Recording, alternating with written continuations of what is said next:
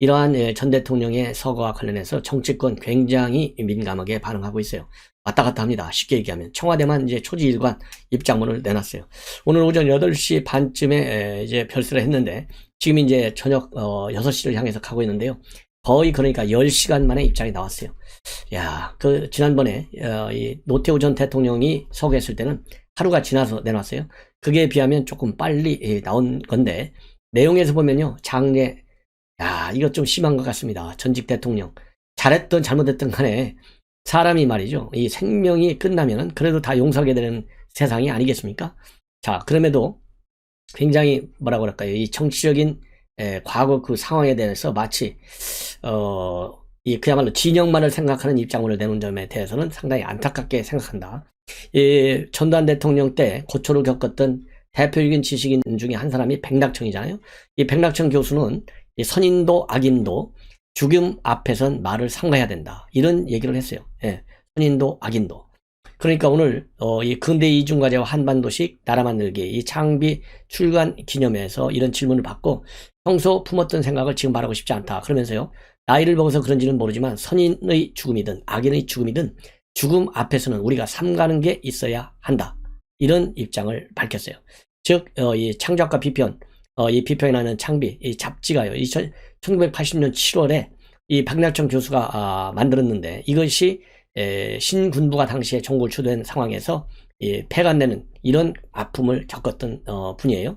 이런 분도 죽음 앞에서는 우리가 삼가자 이런 얘기를 했는데 자, 뭐 본인이 얘기한 대로 그래도 연세가 있어서 그런지 참 성숙한 입장이다. 저는 이제 그렇게 생각이 됩니다. 자, 이런 상황에서요. 지금 이제 방금 전에 청와대가 입장문을 내놨어요. 공식적인 입장문 내놨는데 조금 전에 내놨습니다. 내놓은 걸 보면 야, 굉장히 참 인색하다. 돌아가신 분한테 이렇게까지 인색할 필요가 있나? 예, 그렇잖아요. 뭐라고 내놨느냐?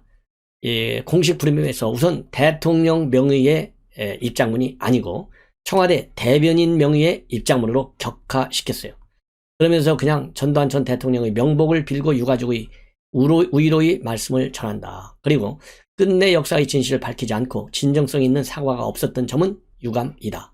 그리고 조화와 조문 계획은 없다. 그리고 국가장 여부에 대해서는요. 가족장으로 치를 것으로 안다. 이 가족장으로 치르기로 유족 측에서는 정했습니다. 자, 그리고요.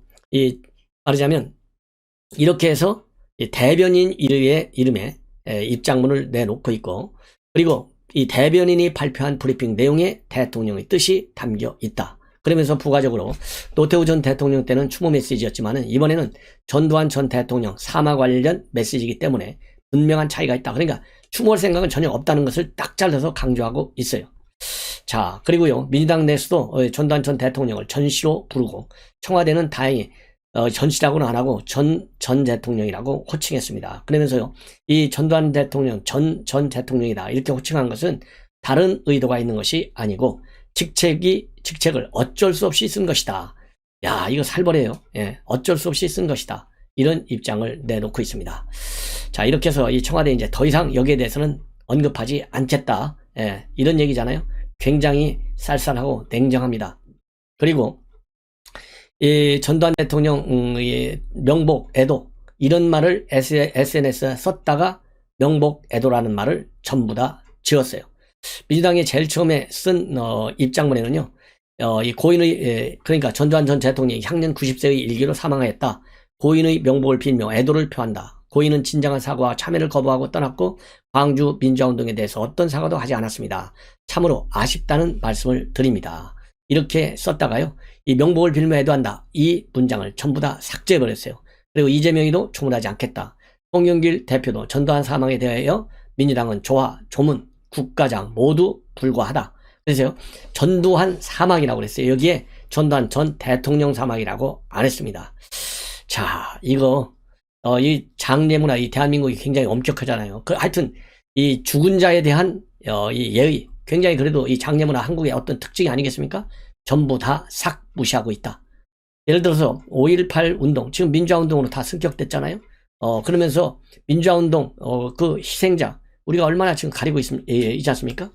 자, 이렇게 큰 상황에서 보면, 전두환 대통령 이제 조금, 지나봐야 알겠죠? 과연 5.18 광주 사태에 대해서 최종적으로 어떤 언급을 했는지 발언했는지 지켜봐야 되겠습니다만은 지나치게 고인의 죽음을 아직도 지나치게 이념적 측면에서 정치화 시키고 있는 것이 아니냐, 이런 점에서 좀 아쉬운 점이 있다라고 저는 판단이 됩니다. 자, 이제는요, 윤석열 후보와 김종인 비대위원장, 지금 뭐 윤석열 후보 뭐 이제 돌아올 때까지 기다리겠다라는 입장에서 움직임이 없고요.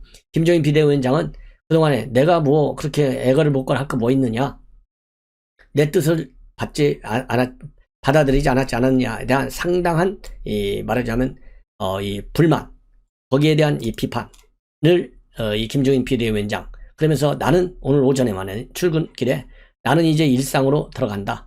정치적인 더 이상 정치 문제에 대해서는 이해하고 싶지 않다. 딱 잘라서 얘기를 했어요.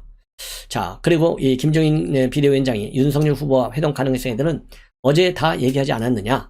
전화통화도 더 이상 할 얘기가 없다.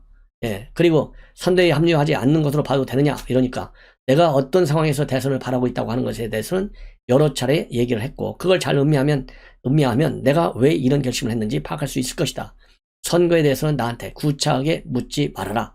이렇게 아주 딱 잘라서 마치 선대위 자체를 더 이상 고려하지 않는 것 같이 얘기를 했어요. 자, 그런데 이게 이제 오전 상황입니다. 그런데 오후에 들어서 나온 보도를 보면요, 김종인 비대위원장의 입장에 미묘한 변화를 보여주고 있습니다. 자, 출근길에 조금 전에 말씀드린 대로 그래 딱 잘라서 내 이제 더 이상 정치 얘기 하지 마. 나한테 더 이상 묻지 마. 내 의견 다 알잖아. 뭘 자꾸 물어. 이렇게 핀잔하듯이 기자들에게 입장을 밝혔어요. 그런데 이제 뭐라 그럴까요? 조금 달라진 입장을 내놓고 있습니다. 사무실 앞에서 오늘 이 점심 식사 전에 윤석열 후보를 찾아오면 만나겠다. 이렇게 입장을 밝혔어요. 자, 그러니까 기자들이 윤석열 후보가 찾아오면 만날 생각이 있느냐? 이러니까 만나는 거야 뭐 찾아오면 만나는 거지 뭐 내가 거부할 이유가 없다. 말은 이렇게 퉁명스럽게 얘기를 했죠. 그러니까 꼬리를 조금만 내려주면 내가 만나겠다는 거예요. 만나겠다는 얘기가 뭡니까? 합류하겠다는 얘기지 않습니까? 그러니까 오전에 출근할 때 한 얘기하고 몇 시간이 지나서 하는 얘기에는 상당한 온도 차이가 있는 거예요. 그러면서 윤석열 후보에게서 연락이 온 게 있느냐? 그리고 윤석열 후보와 연락을 주고받은 게 있느냐? 이런 질문과 관련해서는요, 또 답변을 하지 않고 있습니다. 그리고 총괄 위원장직 거절한 거와 관련해서는 어저께부터 충분히 이야기를 했는데 뭘 그걸 자꾸자꾸로 물어볼 게 뭐가 있느냐 이러면서 퉁명스럽게 얘기를 했어요. 그리고 최종적으로 이 합류 보류하겠다는 거냐 이런 질문에 대해서는 더 이상 그렇게 복잡하게 하게 이야기할 것 없이 내가 일상으로 돌아가겠다고 하면 일상으로 돌아갔다고 받아들이면 되는 것이다. 더 이상 달리 해석하지 말아라. 이렇게 얘기했어요. 그럼 이 얘기는 일상으로 돌아가겠다라고 했으면 그대로 받아들여라 라는 얘기는 다시는 또 안 가겠다 이런 얘기나 마찬가지로 들리는데요. 그러니까 기자들이 재차 일상으로 돌아가겠다고 한 발언에 대한 의미가 뭐냐 또 물어봐요. 그러니까 뭘 그대로 해석하면 되는 거지 특별히 해석할 이유가 뭐가 있어 라고 하면서 구체적 답변을 하지 않았어요. 그러니까 말 그대로 따라라 라는 얘기잖아요. 그런데 이거는 철저하게 이중적 복선적 의미가 달려있다. 그럼 이 자리에서 일상으로 돌아가겠다고 생각했는데 내가 생각해보니까 윤석열 후보 좀 불쌍하게 보여. 내가 돌아갈 수도 있어. 이런 얘기 하겠어요? 아침에 다르고 오후에 다르더라도 하루는 지나야죠. 그래서 이 얘기 만나자고 하면 만나겠다. 이 얘기는요. 내가 돌아갈 테니까 내가 돌아갈 수 있는 명분을 좀 만들어줘. 내가 이대로 내가 빠지면 만약에 윤석열 후보 캠프 이 선대위에 내가 참여하지만 할 게 없잖아. 내가 그냥 막말로 그러면 밖에서 저 박지원이가 옛날 패널하듯이 패널처럼 얘기만 하고 돌아다니는 거야? 그건 아니잖아. 내가 나한테 만나자고 한 번만 하고 내 사무실 찾아와. 그럼 내가 만나줄게. 그리고 돌아갈게. 이제는요. 시간 문제예요. 그래서 제가 얘기했잖아요. 지금 상당수 언론과 이 정치 전문가들의 논평을 쭉 보면요.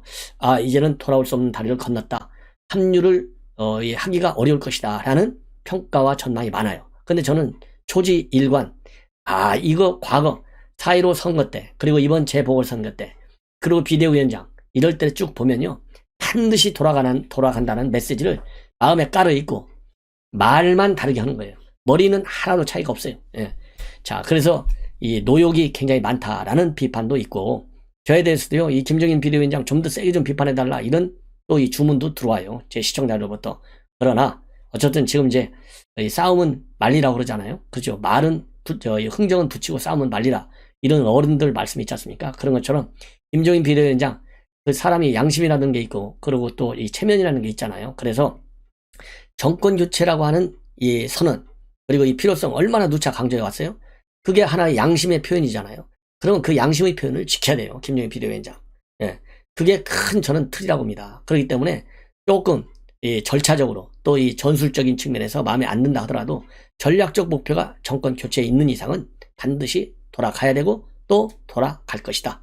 자, 이런 상황에서요, 이 윤석열 후보, 이 마찬가지로 오늘 아침 출근, 이 행사, 동대문 디자인 플라자, 거기 갈 때는요, 상당히 불쾌한 반응, 그 양반이라고 얘기했어요. 그 양반 얘기 붙지 마. 딱 이렇게 얘기했어요. 근데 이후에는요, 이 선대위 다시 합류하느냐. 그러니까 우리 김 박사님께서 며칠 생각하신다고 하니까 저도 기다리고 있는 중이다. 예. 그리고 선대위 합류하지 않는다는 취지로 말했는데 연락 받았느냐. 그러니까 아직 전달받지는 않았다. 그래서 이 불쾌한 감정을 여전히 윤석열 후보가 그래도 조금 가지고 있다. 이렇게 평가가 됩니다. 자, 그리고요, 윤석열 후보가 오늘 이 경선 후보들하고 오찬을 했지 않습니까? 오찬을 하고 나올 때 기자들한테 얘기를 몇 가지 했어요. 그러니까 이제 김종인 비대위원장이 일상으로 돌아간다는 얘기를 했는데, 거기에서 그거 어떻게 생각하느냐 질문을 하니까 거기에 대해서 논평을 하라는 거냐. 예. 그러면서요, 이 김종인 비대위원장이 없이 선대위가 출범할 수 있냐, 그리고 연락이 하루 이틀 내로 오지 않으면 어떻게 할 거냐, 이런 질문에 대해서 가정적 질문은 하지 말아달라, 이렇게 얘기를 했습니다. 자, 그리고요, 그리고 뭐라고 그럴까요? 김 박사님이라고 이제 호칭했다는 말씀은 이미 드렸고, 그러면 김종인 비대위원장을 만날 생각이 있느냐? 이 질문에 관해서는 김종인 전 비대위원장이 생각할 시간을 갖겠다고 하지 않았냐? 생각을 해보겠다고 했으니 기다리고 있다. 이런 입장을 내놨어요. 그리고 오늘 오찬에는요, 이 박진, 박찬주, 안상수, 장기표, 장성민, 최재형, 하태경 이런 분들은 참석을 했는데, 홍준표, 유승민, 그 다음에는 원희룡, 이 세 분, 그러니까 마지막 2차 경선까지 가신 이 4명의 후보, 이 3명, 이 사람들은요, 오늘 오찬에도 참석하지 않았습니다. 그리고 원희룡 후보는 입장문을 낼 때, 즉 완팀으로 돌아간다, 그래서 정권 교체를 하는데 도와준다, 이 입장문 올리는 데는 원희룡 이름이 올라가 있어요. 그런데 오늘은 오찬장에는 홍준표, 유승민 플러스 원희룡도 오찬에는 불참했다. 그리고 윤석열 후보는요, 홍준표, 유승민 이 두 분에 대해서는 뵈려고 노력 중에 있다. 이런 입장을 내놨습니다. 자, 그래서요, 일단은 제가 보기에는 지금 현재 윤석열과 김종인 비대위원장 선대위 구성을 둘러싸고 마지막 파열음이 지금 일어나고 있지만, 이게 돌아올 수 없는 다리를 걷는 것은 아니다 라고 하는 것이 저의 판단입니다. 예. 누구 말을 맞는지는 한번 지켜보시자고요. 자, 이런 상황에서요, 이 장제원 의원이 결국은 윤석열 캠프를 눈물을 먹으면서 떠났어요. 그러면서 윤석열 후보에 대해서, 그리고 김종인 이 비대위원장에 관해서 한마디씩 하고 있습니다. 예. 자, 그래서 이 장제원 의원이 지금 뭐라고 되어 있느냐, 이 페북에 글을 올렸어요. 참 굉장히 안타까운데, 페북에 올린 글 입장문 여러분께 그대로 소개해 드리겠습니다. 그만큼 중요해요. 단 한 번도 윤석열 후보 옆에서 자리를 탐한 적이 없다. 윤 후보께서 대통령에 당선되어 청와대로 들어가시는 날 여의도로 돌아와 중진 국회의원으로서 윤석열 정부의 성공을 뒷받침하며 의정활동에 전념하겠다는 생각밖에 없었다. 그러나 저희 거취 문제가 논란이 되고 있고 모두 제 부덕의 소치다. 이제 스스로 결심할 시간인 것 같다. 오늘 윤석열 후보 곁을 떠난다. 윤 후보님께는 감사하고 죄송한 마음뿐이다. 많이 부족한 저를 깊이 신뢰해주고 아껴주시는 바람에 마음에 보답하지 못해 가슴이 아프다. 그러나 이것이 진정으로 후보님을 위한 길이라고 판단했다. 저의 진심 어린 충정이라는 것을 이해해 주실 거라 믿는다. 윤석열의 무대에서 윤석열 외에 어떤 인물도 한낱 조연일 뿐이다. 방해가 되었어도, 주목을 받으려 해서도, 거래를 하려 해서도 결코 안 된다. 제가 그 공간을 열겠다. 그래서요, 이 대목은 바로 김종인 비대위원장에 대한 상당히 점잖은 일격에 해당된다. 그래서 김종인 비대위원장에 대한, 말하자면 이 견제 역할, 윤석열 곁을 떠났으니까 내가 하겠다라는 이 결기를 보여주고 있어요. 그러면서 이 후보님 마음껏 인재를 등용하시고 원탑이 되셔서 전권을 행사하십시오. 그래서 내년 3월 9일 우리 모두가 꿈꾸고 염원하는 압도적 정권 교체를 실현해 주십시오. 저는 비록 후보님 곁은 떠나지만 제가 할 수 있는 모든 정성을 다해 윤석열 대통령 당선 후에 뛰겠습니다. 한편으로는 가슴이 쓰리지만 다른 한편으로는 저를 만들어주신 사상 주민 곁으로 돌아간다고 생각하니 포근함을 느낍니다. 지역구민들 얘기하는 거죠. 열심히 뛰겠습니다. 언제 어디서든 후보님의 건승을 기도하겠습니다. 자, 어쨌든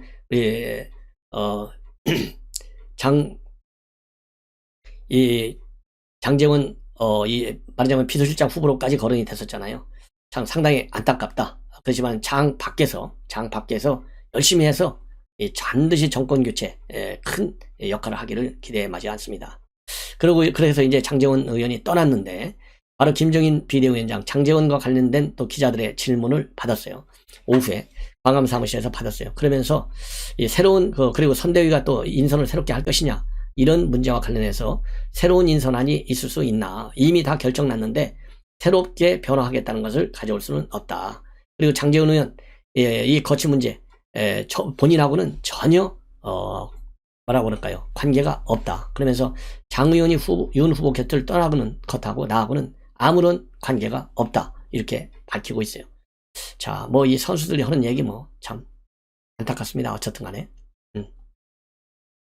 그 다음에 이러한 이제 윤석열 후보와 그 다음에 김종인 비대위원장의 갈등과 관련해 가지고요. 유인태 전 국회 사무총장이 한마디 하고 있어요. 뭐라고 하고 있느냐? 결국은 돌아온다. 그러니까 이 정치평론가들, 전문가들 평가 중에 대부분이 못 돌아올 것이다. 이제는 이런 전망들을 비교적 많이 내놓고 있어요. 그런데 이 유인태 전 국회 사무총장만은 다시 합류할 것이다. 저하고 비슷하게 생각하고 있어요. 그래서 이 유인태 사무총장의 입장문을 제가 소개해 드리겠습니다. 결국 김종인 전 위원장 합류할 것으로 본다. 이준석 대표부터 나서서 설득하면 마지못해 끌려 나올 것이다. 그분으로서는 지금 별의 순간인데 놓치고 싶지는 않을 것이고, 그러려면 대선판에 끼어들어야 하는데 어디 다른 데를 가겠는가?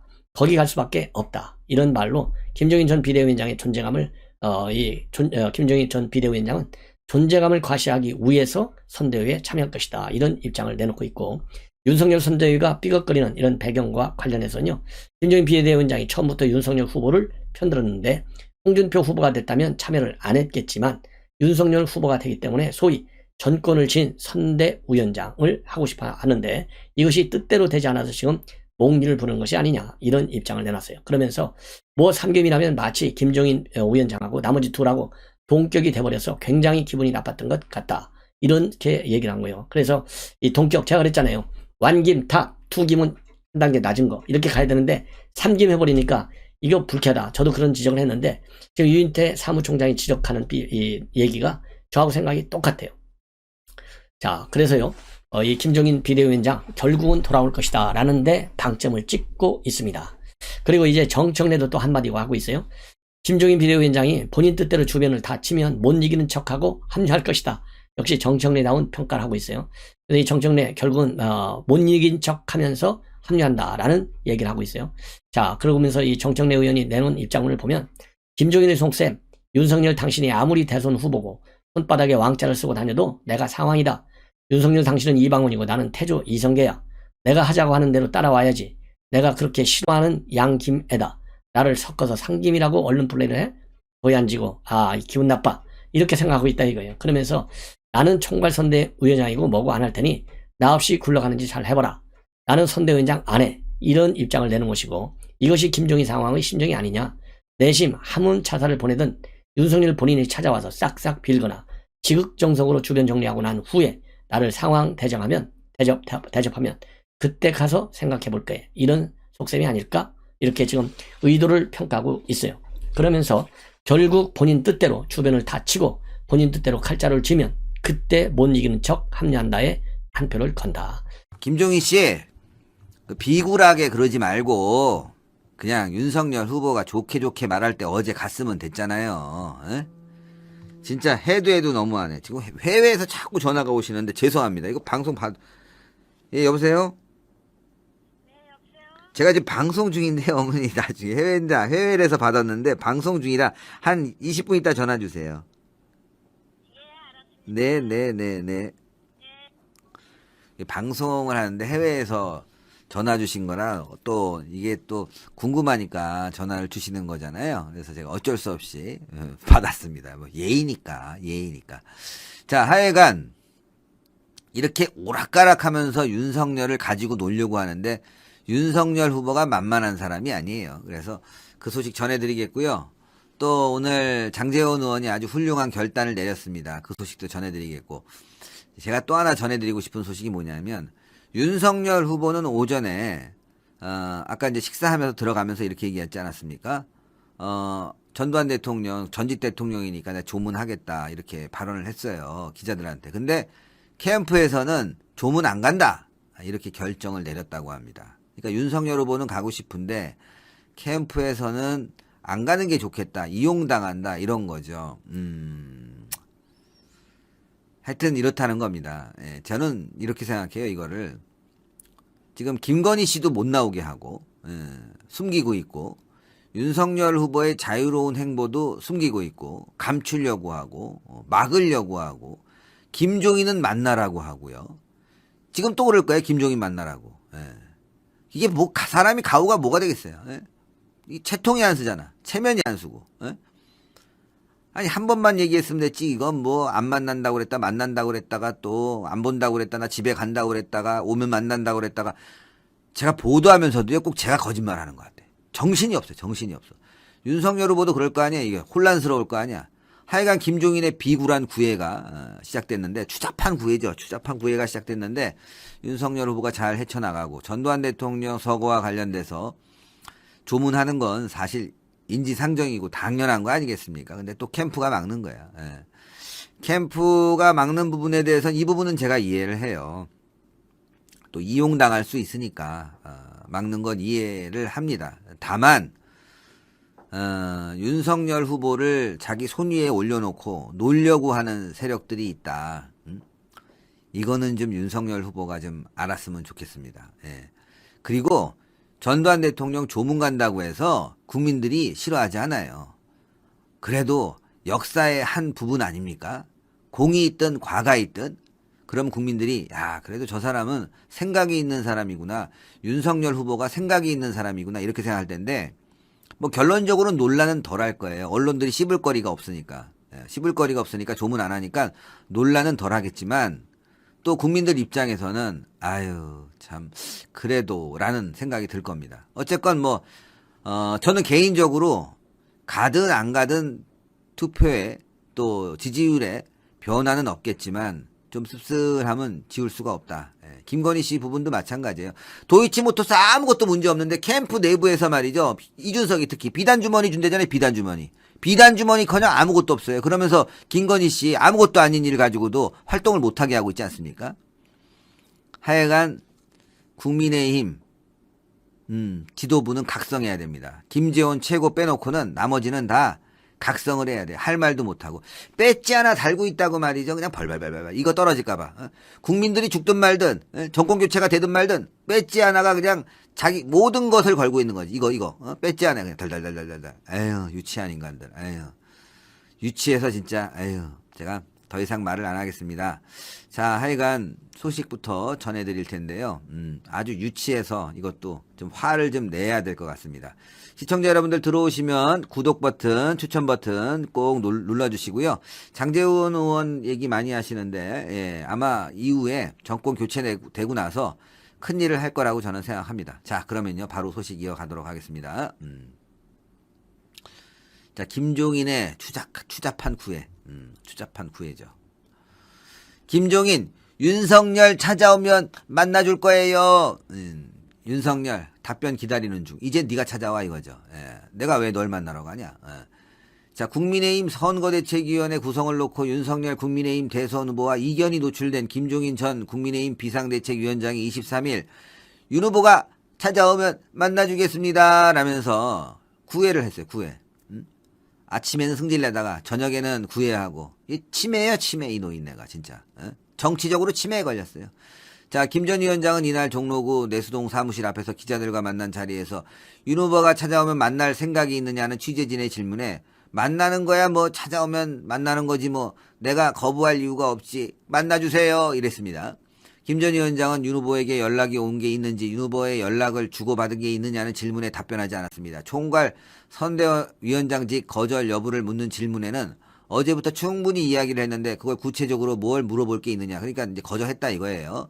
선대위 합류를 최종적으로 보류하겠다는 건지 묻는 지지자들의 말에도 더 이상 그렇게 복잡하게 이야기할 게 없다. 내 일상으로 돌아가겠다. 이건 이제 다 나온 얘기입니다. 근데 중요한 건 요 앞에가 바뀌었어요. 이건 오전에 제가 방송을 했는데,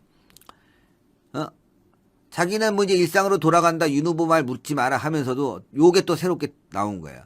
뭐 찾아오면 만나지. 그러니까 오전에 제가 말씀드린 게 맞죠? 예. 자기 돌아가는 척 하면서도 뉘앙스를 남겨놓은 거예요. 만날 수 있다고. 추잡한 구애가 계속되고 있습니다. 아마 요 부분이 오전에는 안 나왔는데, 오후에 추가된 거 보니까, 김종인 측에서 기사 추가해달라고 그런 것 같아요. 아니, 내가 만난다고 했는데, 오면은, 그거 왜 빠졌냐, 갖고 눈 거예요, 이게. 기사 하나 가지고, 나가는 거 하나 가지고, 뭐, 언론사 만난 거 하나 가지고, 엄청나게 우려먹고 있습니다. 예? 자기 보도 하나 가지고 엄청나게 이렇게 저렇게 우려먹고 있다. 아주 추잡해요, 이 노인네가. 추잡해. 아주 추악해요, 추악해. 응? 이준석하고 빨리 어떻게 좀 없어졌으면 좋겠는데, 더럽게 끈질기게 살아남아 있네요. 그쵸? 예. 하여간 이제 끝났다고 보시면 되는 거예요. 이거는 이제 정리가 됐다. 지금 어제 나경원, 김태호, 오늘 장제원 의원까지 백의종군 한다고 하지 않습니까? 그러면서 뭐라 그랬어요, 오늘 장제원 의원이. 예? 그 소개 바로 할게요. 장제원 의원이 오늘 페이스북에 글을 올렸습니다. 그래가지고 자리탐한 적도 없고 나는 윤석열이 잘 되기 위해서 노력할 거다. 자, 이 내용을 다시 한번 제가 아까 방송하면서도 소개는 해드렸지만 상기를 한번 다시 시켜드릴게요. 예. 윤석열의 무대에서 윤석열 외에 어떤 인물도 한낱 조연일 뿐이다. 방해가 되어서도 주목을 받으려고 해서도 거래를 하려고 해서도 결코 안 될 것이다. 제가 그 공간을 열겠다. 후보님 마음껏 인재를 등용하시고 원탑이 되어서 전권을 행사하시라. 그래서 내년 3월 9일 우리 모두가 꿈꾸고 염원하는 압도적인 정권 교체를 실현해 주시기를 바란다. 자, 이거예요. 자, 이렇게 후보를 위해서 다 길을 열고 이거 지금 다 누구 얘기한 겁니까? 누구 얘기한 거예요? 방해가 되어서도 안 된다. 이준석. 주목을 받으려고 해서도 이거 이준석. 거래를 하려고 해서도 결코 안 된다. 이 거래. 이게 중요한 부분이에요. 제가 아까 놓쳤는데 장제원 의원은 그래도 윤석열 후보와 굉장히 친한 측근이란 말이에요. 계속 옆에 있었다는 걸 제가 알고 있는데 거래에 우리가 주목해 봅시다. 지금 거래 누가 하고 있죠? 윤석열 후보하고? 윤석열 후보가 지금 뭐 장사하러 나갔나요? 시장에 지금 보따리 팔러 나갔나요?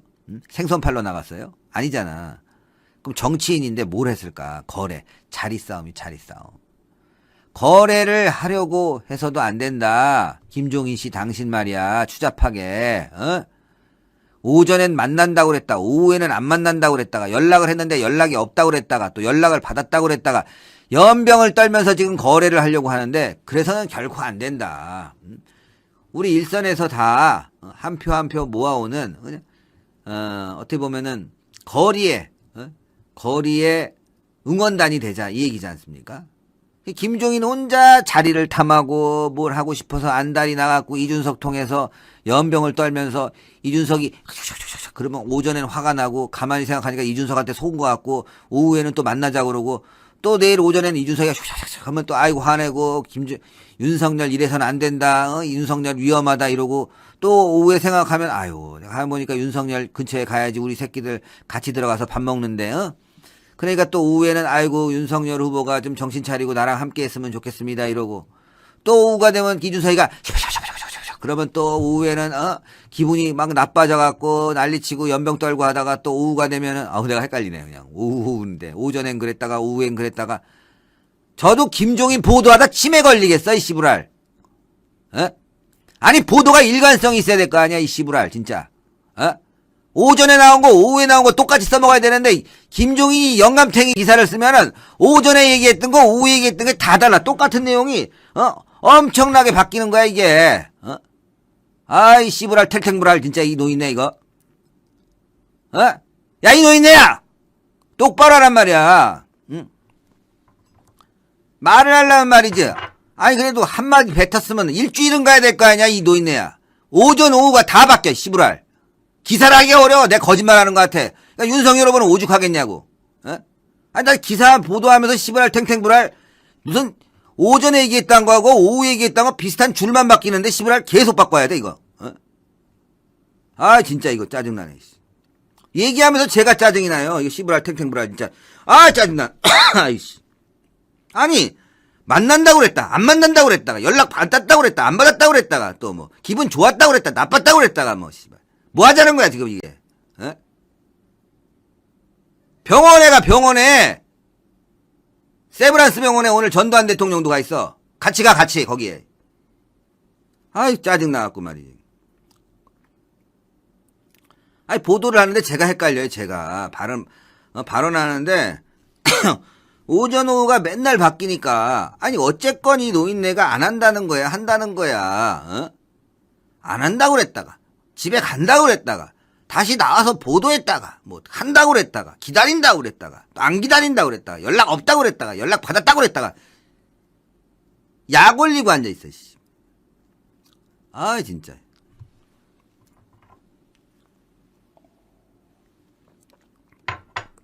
이 보도를 하는데 말이야 일관성이 있어야 되거든. 그래 분석이 쉬운데 이거 뭐 분석을 할 수가 없어. 어? 어쨌건 무릎을 꿇은 건 맞아요. 제가 여러분들께 말씀드린 내용은 자 윤석열이 김종인을 배제하고 김한길 쪽으로 힘을 실어줄 것이다. 그렇게 가고 있다. 그래서 걔가 삐졌다. 이건 맞아요. 어? 맞는데 김종인이 집에 가려다가 신발 벗으려다 다시 양말 신고 나와서 인터뷰하고 양말을 또 신고 차를 타서 윤석열을 만나려고 하다가 또 차를 보내고 집으로 들어가면서 또 안 만나려고 하고 뭐 이런 거예요 지금. 그러니까 보도하기가 너무 어려워 김종인 거는. 장난하는 것도 아니고 말이죠. 사람이 좀 일관성이 있어야 돼. 이게 어떻게 총괄입니까 이게. 어? 총괄 뭐 선대위원장? 연병을 떨어라. 총괄 선대위원장은커녕 저 밑에 있는 경호팀도 안 되겠어요. 어? 그냥 김종인 경호팀 시키세요. 경호팀. 왜냐하면 앞에 세워놓으면은 헷갈려서 사람들이 이게 뭐 윤석열이 어디 있는지 헷갈릴 것 같아. 김종인 얘기 듣다 보면은. 정말 뭐 사람이 헷갈리게 만들고 있어. 이준석하고 함께 하니까 더 헷갈려. 자, 신 대표님 너무 애쓰십니다. 근데 신 대표님 너무 재밌어요. 예, 죄송합니다. 이게 진짜, 이게 화는 나는데 말이죠. 너무 또 화를 내면 이 점심시간에, 여러분들의 심기를 불편해야 될 것 같아갖고, 제가 좀 점잖은 용어, 부드러운 용어를 사용하고 있습니다. 네.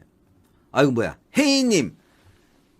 신 대표님 욕이 이 생방송 추천하는데 욕쟁이 대표님으로 알겠어요. 예.